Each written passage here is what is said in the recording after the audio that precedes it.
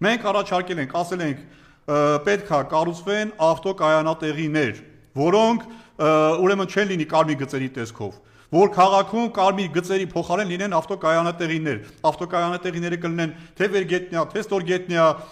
այդ մոդելը կա աշխարհում ընդունված, հիմնականում տեսել ենք Չինաստանում է շատ տարածված, եւ դրա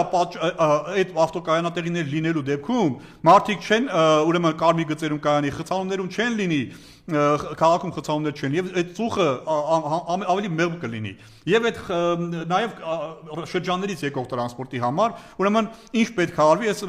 ծաղուն անցա արդեն խցանումներին, բայց ասեմ, ինչ պետք է արվի, որ այդ խցանումները չլինեն, ու խցանումների պատճառով նաեւ օդը չաղտոտվի։ Ուրեմն պետք է ավտոկայանատեղիներ կառուցեն ոչ միայն Երևանի կենտրոնում, այսինքն որ Արվարձանից քաղաքացին գնա կենտրոն աշխատանքի, մեքենան կայանի ուրեմն կայանատեղիում գնա աշխատանքի, այլ նաև պետք է ավտոկայանատեղիներ լինեն Երևան մտնող 4 ուղղություններում,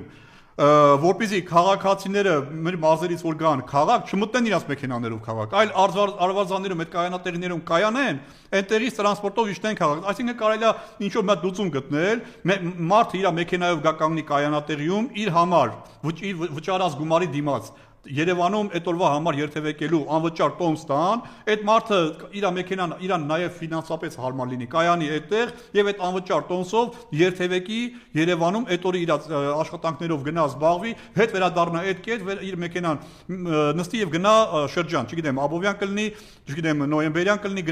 գնա տուն։ Այսինքն լուծումներից մեկն է դա է, որ պետք է նաև Երևան քաղաք մուտքերի մոտ կառուցվի ավտոկայանատեղիներ,